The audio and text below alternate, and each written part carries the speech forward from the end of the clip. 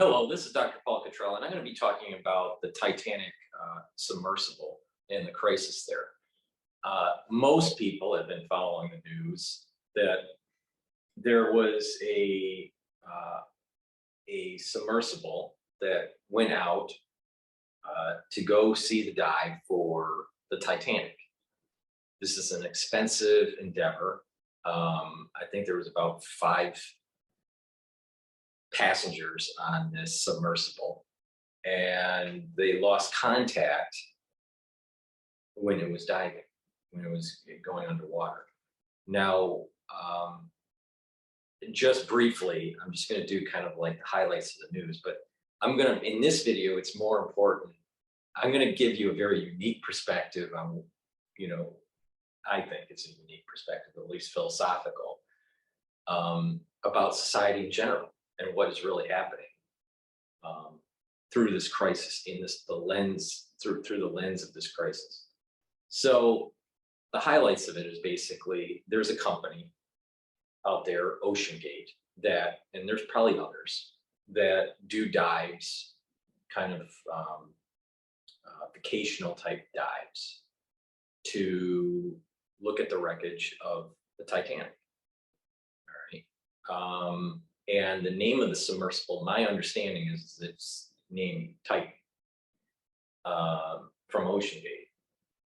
There were 5, I believe there were 5 individuals that were contracting OceanGate to take them down to the bottom of the ocean to take a look at the Titanic. Normally this dive is about 8 hours, all right? I'm not sure if it's 8 hours just down or 8 hours up and down. I think it's an 8-hour trip up and down.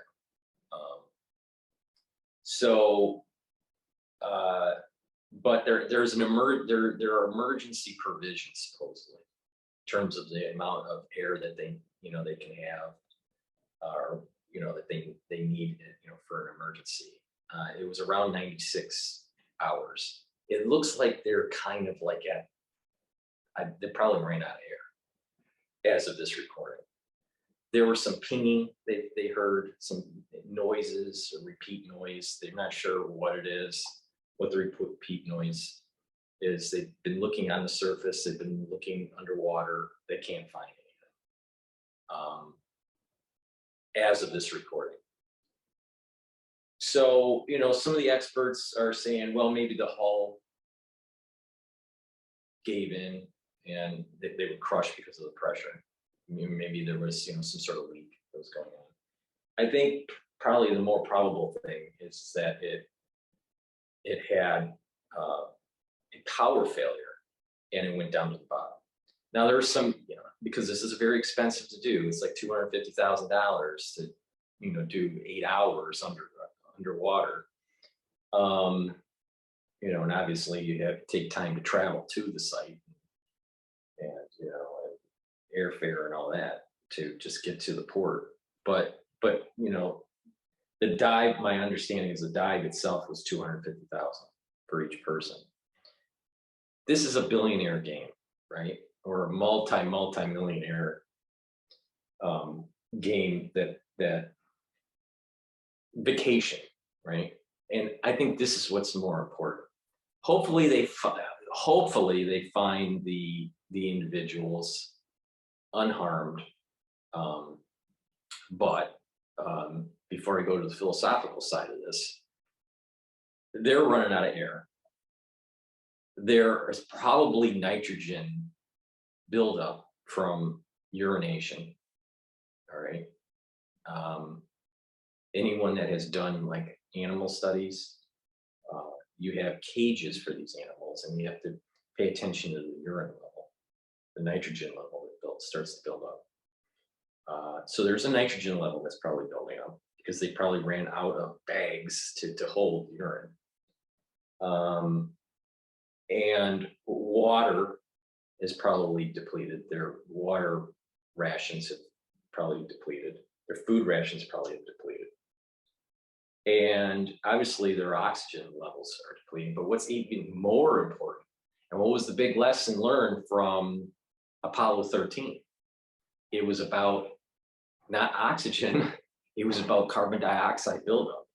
So having carbon dioxide scrubbers to be able to soak up the carbon dioxide that the individuals are exhaling as they're using up the oxygen.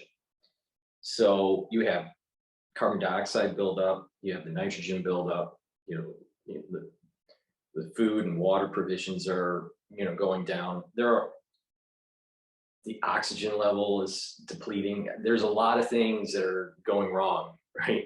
Chances are they're not going to find them alive. They're probably out of oxygen already. So this is probably going to turn into not a rescue mission, but a recovery mission. But you can hear all that on CNN, all that on MSNBC, all of that on Fox or some of the other, local channels, right? What's more important is taking a look at this from a philosophical point of view.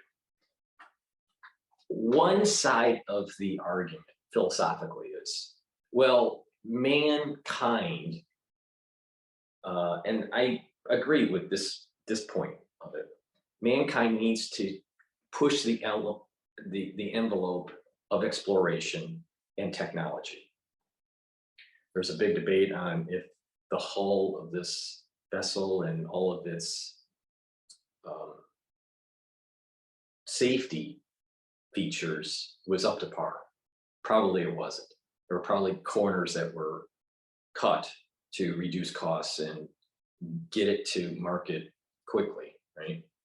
So the hull probably needs to be a little bit more robust, more redundant systems to make sure that something like this happens, that they can get to the surface. So I think there were a lot of things that went wrong on the engineering side, right? Lack of redundancy. You see that with just-in-time delivery, something that is just very benign and, where it comes to supply chain management. In the MBA school back in the 80s, 90s, all the way to, recent time, everyone was pushing just-in-time delivery, reduce costs and reduce your costs for holding goods in your inventory so you are more profitable. And you only get, a delivery when you need the delivery, the goods, the raw materials or whatever. The problem is that when the supply chain starts to break down, you use up your supply very quickly. So in essence, when you're using an example of the human body, if you have zero body fat, then you don't have any buffer if there's starvation to be able to weather the starvational epoch. So just-in-time delivery may be cheaper, but not as robust. So this is the same thing. You apply the same thing to these systems. If you don't have redundancy, even though it's more expensive, when something does happen, a black swan does happen, a crisis does happen, the system is designed to be able to weather the storm. Fukushima is a perfect example where the redundancies weren't enough, right? They had backup generators, but the backup generators were flooded. It wasn't just the power went out for Fukushima, the backup generators were flooded. And then when that happened, the core was unable to be cooled because the pumping of the water wasn't there, and eventually it melted down, blew up. Lack of redundancy, poor, risk management. Same thing in finance, something that may be quick and cheap or, very profitable may eventually build up systemic risk that leads to a major financial meltdown. Lehman is a perfect example, where on the balance sheet, when you move risk, when you move risk to someone else by packaging securities that are subprime with prime borrowers and getting a prime credit rating for that security, those individuals that bought toxic assets that they didn't even know were toxic. And the ones that were selling it move their risk off of their balance sheet, not realizing that the whole system was going to end up destroying, many asset prices, right? We lost liquidity all over. So idiosyncratic risk being shipped over to someone else in mass led to a systemic failure. Redundancy. Faster isn't farther. Cheaper isn't better. So this is where we have to look at,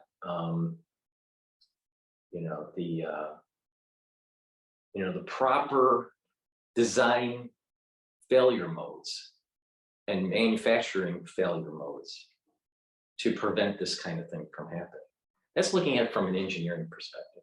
Now, some of the friends of, there's a billionaire or couple billionaires that are on that submersible. One of the friends of this Titanic connoisseur that's on the submersible, his friend that's mentioned, it's so important to kind of push the envelope. It's part of the human spirit. And he is the person that was talking was also a wealthy person. What was interesting to see, I'm not sure if he was British or if he was American. I think he was American. What was interesting when he was saying this individual that's the friend of the guy that's under, in the submersible, he represented a spirit that I think we've lost, and I think it's important to explore. And so he was saying that, well, he's tired of hearing people talk about people shouldn't be saying negative things about these individuals that are in the submersible. Why are we spending the money to rescue them? They're billionaires. Why is the Coast Guard using our resources for some billionaire to have some sort of extravagant vacation kind of thing that goes wrong and everyone needs to save them? I kind of understand the other side of the argument. People are fed up with people wasting money, and that it seems as though we privatize gains and socialize losses. So I can understand why the public at large is kind of upset about this.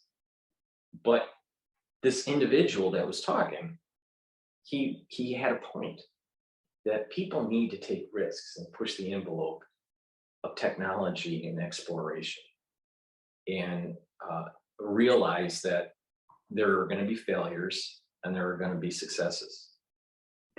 That's a very human thing, very human experience that pushed society forward. I think that type of spirit is being lost. Okay, with that said, I think this is where I'm going to be very critical with these individuals that are on the submersible. First, obviously, the safety protocols were not up to par. The design was not up to par. The redundancy systems were not up to par. But there's a bigger problem here, and that is that you have these very wealthy individuals. They're making so much money that they are not happy with the regular vacations, going skiing at, let's say in Colorado, or, seeing Venice, in the summer or whatever, right? They have to do these extreme things. Now, if you have extreme wealth, even if you've created a lot of, let's say, nonprofits, but if you're in the billionaire stratosphere, right?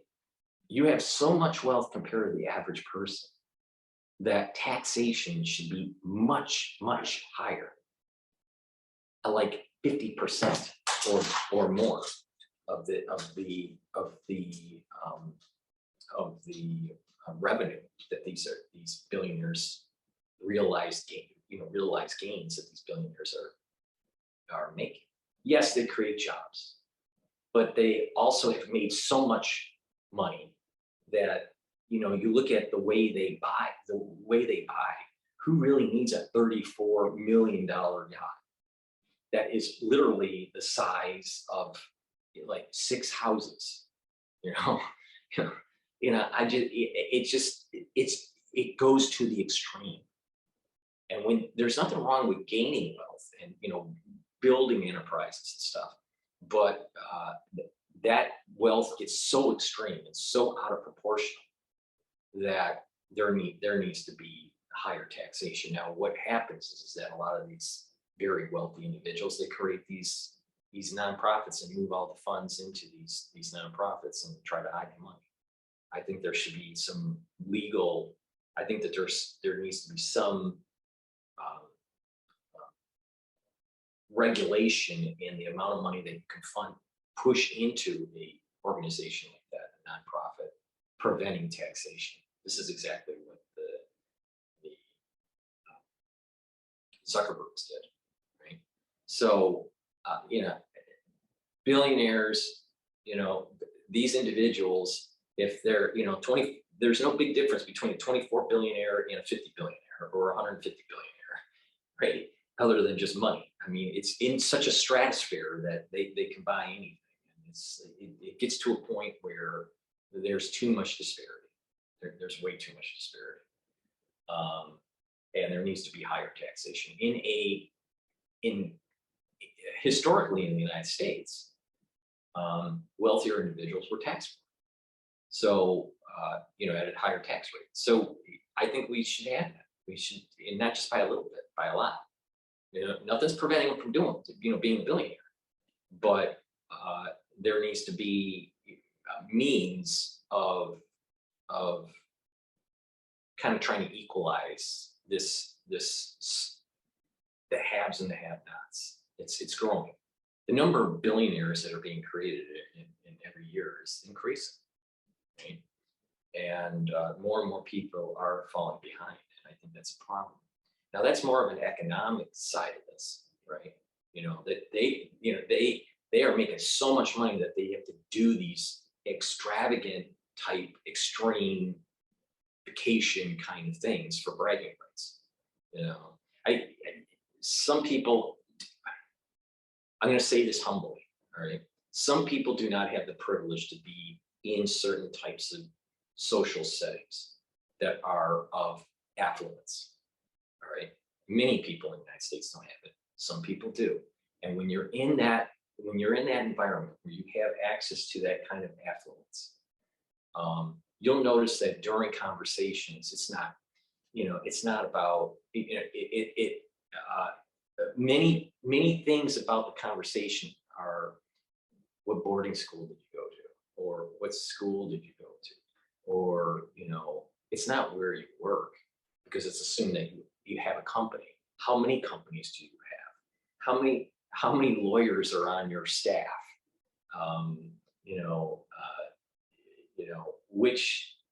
Which designer, which clothing designer do you affiliate with in terms of your wardrobe?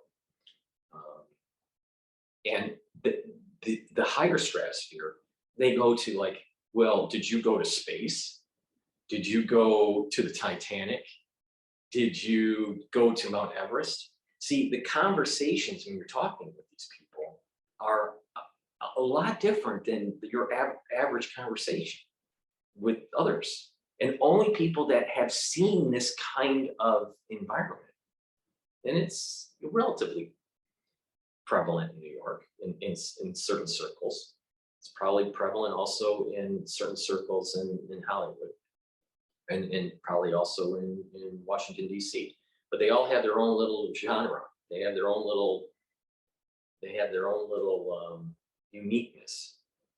But this is the point, is that they do this for bragging rights. They're sitting at a table of 30 during some sort of gala that costs $500 to $1,000 a plate or more.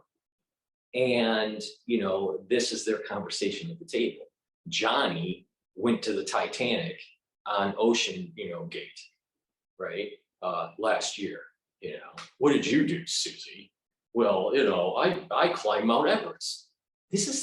You think I'm exaggerating? I'm not exaggerating. People talk like this in these higher level circles when you're talking about the billionaire club, right? So, so we have to like pull back and like go, well, wait a minute here. Yes, we need exploration, but when you're doing it because you have money and you are doing it for bragging rights, then it's about the character of it is changing, right? So let's bring this specific to the Titanic. The Titanic was a disaster in the making. There was a lot of hubris when they were building the Titanic, very similar to the hubris of the Titan. What is also interesting is there was a book published that was talking about a vessel, the Titan, and that there was hubris and that it sinks. This was written 14 years before the Titanic sunk. All right, I believe it's 14 years. So when this book was written, it was kind of a fictional warning of what mankind was doing. There's hubris of industry and of technical prowess that leads to a catastrophe. It just so happens that the Titan, falls in this category. It's a catastrophe in the making because of hubris. What was interesting about the Titanic is there were some commoners that were on there, but many individuals were very affluent, some of the wealthiest individuals in the world at the time were either scheduled to be on the Titanic, like J.P. Morgan, who bailed out at the very last minute, or others that were on the Titanic and died, on the Titanic, sunk with the Titanic.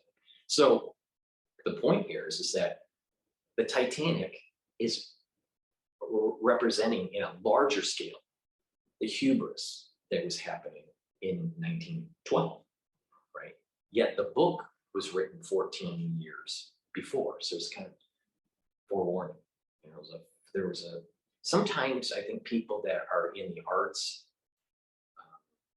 or in writing, either in like painting or in movie making and writing, sometimes they can tap in and they get a feel for like what the future is going to be.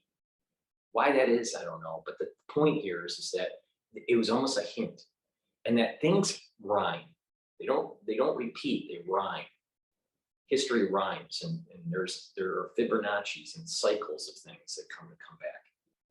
So when the Titanic sunk in, I believe it's 1912, right? You have 2 years later roughly 2 years later before World War I starts. Is it possible that the Titan is also tied to this kind of like harmony of events? Even though they're not related, they're not causal. They're part of this mosaic of the time. Is it possible that this related Titan submersible trying to go see the Titanic with a lot of hubris ends up being a catastrophe, and that 2 years later we actually see World War III? because that falls in line. We're in 2023. And like I've been saying for a long time, 2025 is a very scary year. And that's the prediction and the warning of Taiwan being invaded by China. And that may be the flashpoint that leads to World War III.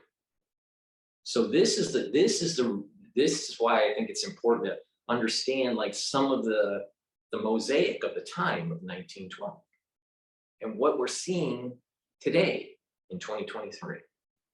Now, maybe that sounds fanciful, but it's something that I think we need to pay attention to, because even though there are events that are not causal, there are harmonies within epochs, and that it kind of hints at what's going to happen. Life is a Fibonacci sequence. It's cyclical, but it's not a full circle. It's a spiral. It's either spiraling inward or spiraling outward. So that's why it's a rhyme. It's not perfect. It rhymes. The systems rhyme. So that's one way of looking at this. Another way of looking at it is that the Titanic, even with all the hubris and all the wealth that it was and technological prowess that it represented, it sinks, right? It's an iceberg sinks. Everyone knows the story, right? It's a graveyard. There are some people that survived, but many people didn't. It's a graveyard. Leave it alone. And this is the problem with these billionaires. There's a lack of respect for the graveyard. There's a lack of respect for the lost souls from the Titanic. Okay, finding it, yes, for oceanographers, that was a big technological feat. Okay, but it doesn't need to be commercialized. And some people would go, well, we need to investigate the wreckage to make sure that that we understand how it's changing over time and rusting away, and how the structure is changing. Why do you need to know that? Why do you need to know how the Titanic is rusting away in the Atlantic Ocean? Why? Sometimes just leave it alone. And I think that there was this kind of voyeurism, this kind of desire to see this catastrophe and be a unique individual. There are less people that actually have seen the Titanic with their own eyes, in a submersible, than individuals that have gone out in space. It's a little different than space. Space, it's pushing the envelope, and literally, it's possible that in the future of humanity, in the long term, is going to be exploration of the planets and of other solar systems. Once we get to that type of technology, we know that our sun is going to give out eventually. Now, either we find a way to continue humanity forward through exploration, or humanity will die out on this planet. So, and that's the big leap. Species that can do it, I think, are the ones that are surviving, move forward. Species that can't will become extinct. That's our future. We're either going to be an extinct species or a species that is exploring and pushing the envelope. So exploring space is a little different. Of course, exploring the ocean is important too, but we don't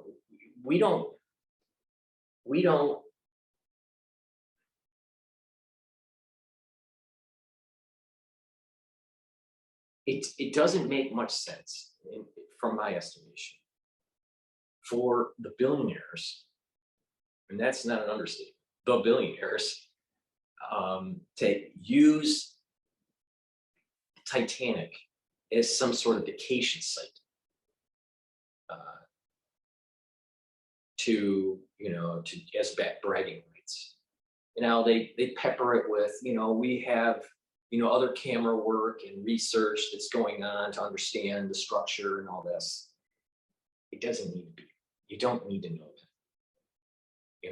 that. There's certain things that you need to know and certain things you don't. And there's important. Someone said, well, why can't the military, right? This Coast Guard. I guess you can say the Coast Guard is part of the military in a way, the Navy, right? They don't have capability to go down to the levels of the Titanic. You know why? They do have cable systems that can go down to that level, but they don't have submarines that go down to that level, right? The reason being, there's not a military importance for that. Now there are systems that can go down to the ocean floor for welding and cabling, right? And so the oil and gas industry needs this kind of stuff, and cabling. The cabling industries would need this type of capability of rovers going down and doing welding or cutting or drilling, that kind of thing. But to have a submarine that can go down there and just save people, at 12,500 feet, 2 miles deep, is not the mission statement and the capability of the Navy, right? Because the military operations are, I believe the guy said, 1/10 of that. So,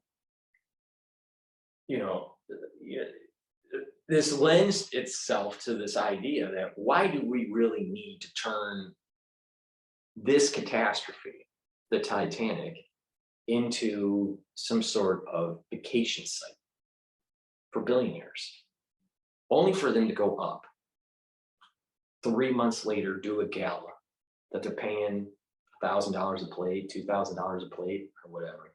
And they're sitting there and bragging about what they did for the summer. It's disrespectful for the dead of the Titanic. It's disrespectful of the site. Leave it alone. It was an amazing effort for oceanographers to be able to locate it, to be able to survey it, but leave it alone. It's a tomb for many, many souls. And so I don't feel bad for these individuals that are in the submersible that are disrespecting the actual site by turning this into the billionaire vacation site.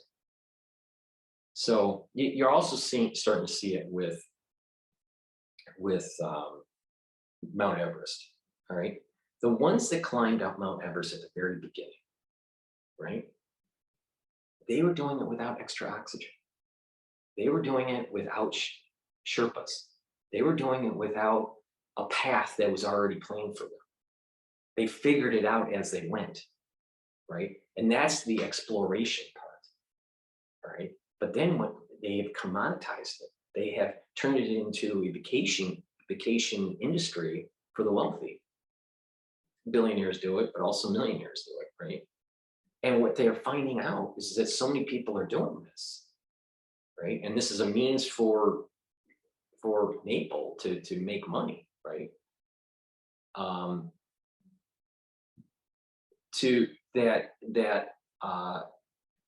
They're pushing too many of these explorers and climbers up, and so during certain seasons you can't go because it's too dangerous. So there's this small window to do this, and they pay, and sometimes because of weather conditions or whatever, they're losing the window of opportunity to be able to climb. So there's pressure. They're going to say, oh, I spent X amount of money to be here, $150,000 or whatever it is, to do all these base camps and to, you know, climb, and now I can't hit the summit. So there's pressure. There's Sherpas that are dying because of this added stress, because they're going up and down, up and down, and up and down, right? And sometimes the weather conditions aren't favorable, and there's catastrophes that happen. Disrespecting the mountain for them to have bragging rights when they go and have a gala dinner. This is a problem. This is a human psyche issue. So, you know, some people would say, well, you know, if you can do it, then you should be able to do it. Right? You know, and the reality of the situation is that these individuals are at least doing the Mount Everest thing and these other, you know, extreme climbs like K2. When they do these extreme climbs, they're putting other people in danger. A lot of them are not in shape to be able to do it. They're maybe a little bit too old to do this because, you know, they've already, you know, gained some wealth, and they're a little bit maybe hit that range where it may not be great for them.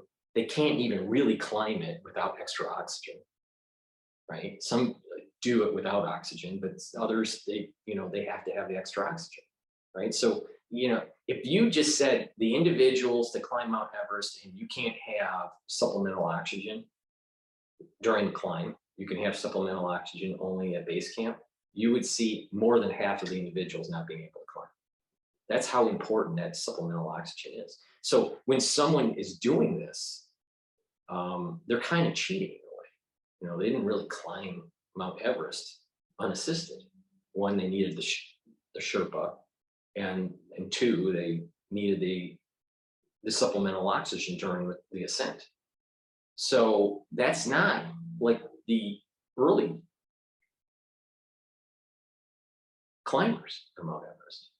So again, they kind of dumb it down so it turns into, you know, some sort of commercial endeavor for the wealthy, for bragging rights that could put other people in danger, right? And there's lots of documentaries about, you know, these types of dangers that take place on Mount Everest. This is another example with this whole Titan thing and the Titanic. So it's individuals that are not respecting the site, specifically this tomb that we call the Titanic now, at the bottom of the ocean. Leave it alone. If you want to do exploration of other, you know, caverns or something at the bottom of the ocean, fine, right? But no, it's always bragging rights for, you know, to say, I saw the Titanic. You know? Meanwhile, the United States government is spending millions of dollars for this rescue or recovery mission that's taking place.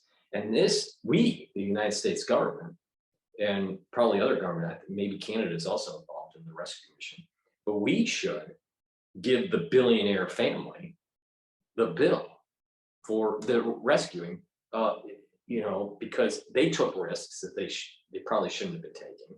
And two, you know, OceanGate should have had a better system that had more redundancy to prevent something like this from happening. Hopefully they are found alive. I don't think they will be. They may not even be found at all for a while. But the bottom line is here. We need to start questioning why people are doing these things. Is it really to push the science and push the exploration? Or is it some sort of fascination and bragging rights of something of a catastrophe? Leave it alone. Just leave it alone. So most likely the Titanic took another series of dead with them, another group of individuals. It's ironic, I think, that it's called the Titan and that it had a problem when descending to the Titanic. Probably lost power and is on the bottom of the ocean. And they're probably dead as I'm doing this recording. But we'll see. We'll see what happens. But we as the human race, we as the citizens of the world, right? We need to really step back and like go, do billionaires really need to be paying for it? Should they be doing this? Should they have the means to do this kind of stuff? And you know, I think that when it comes to the Titanic, it's a secret place for those individuals that lost their lives. It represents the hubris of humanity. And once again, we didn't learn the lessons from the Titanic. Hubris prevailed. And now we have a catastrophe with the submersible. In a way, mankind is fascinated at looking at destruction. It's fascinated at watching, watching the, something that's very negative. They're not most people are not fascinated with looking at the positive. They want to see the train wreck. They want to see the train wreck happening, and they want to see the after effects. They don't want to see the train being built. They don't want to see the train in its normal operations. And you saw it with the shuttle. Shuttle, when it was first launching, everyone was paying attention, but when it became relatively routine, or rockets became relatively routine to launch, people lost viewership. And they just said, oh, it's boring, in their eyes. But when the shuttle blows up, then everybody starts to pay attention, because everyone focuses on a disaster. Right? Well, there's this kind of voyeurism that I think is a major problem with mankind. So when now this is where it gets into kind of the more metaphysical here. The human species at our point in history is losing religion. It's losing our connection with the divine, with spirituality, independent on, what system you gravitate to. But we are seeing the de-evolution of man, with the destruction of the family unit, the destruction of spirituality, the destruction of respect for life, in utero and outside of the uterus. But there's many negative things that are happening in the world, and I think it goes all the way to that very core. We're losing our spirituality. And so if you took that and applied it to what was going on with the Titanic, you would realize that there is no need to be down there. Just leave them alone. So, but that doesn't mean that there shouldn't be exploration somewhere else. Of course we need to explore.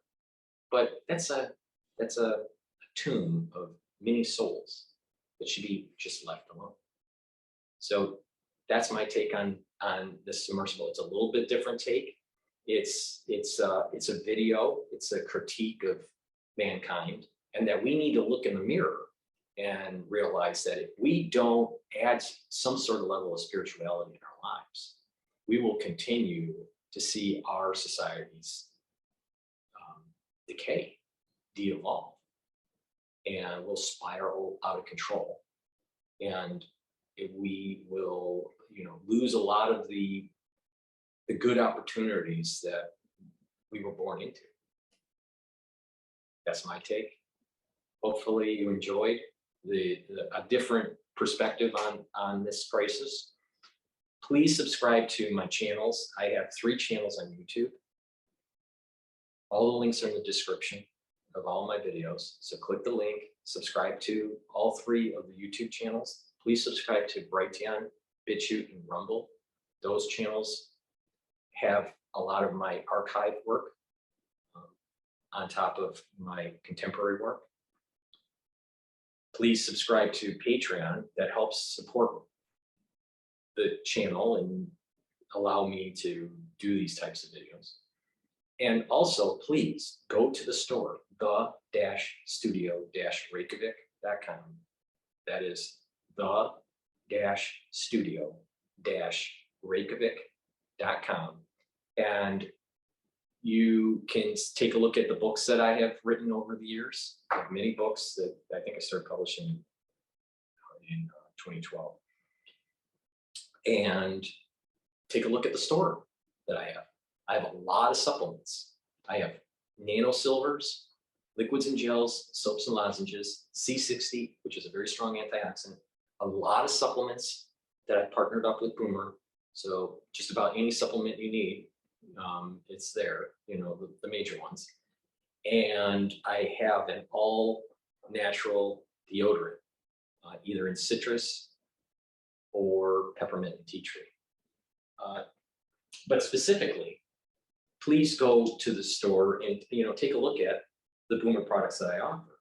You know, like for example, I have magnesium and zinc, right? And I, you know, in the news, you know why to take zinc, right? This is my powdered probiotic and prebiotic, right? I also have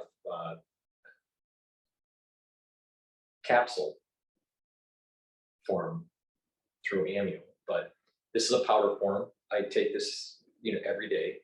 So get good gut health. But when we're talking about good gut health, it's important to realize that when individuals are either working out, you know, and they're like doing a lot, you know, let's say they're, you know, kind of competitive athlete at the amateur level or at the professional level, or as we get older, you know, we start to decline in our ability to secrete certain types of enzymes out of our pancreas. Our pancreatic health starts to decline. It's when you're either working out and you need supplementation to fuel your body, or you're starting to see a decline in your pancreatic function because you're getting older. Taking supplements to help with the digestive enzymes that the pancreas will secrete will help you get the energy that you need and the proper vitamins and minerals to be absorbed in your body. So that's why gut health is very important.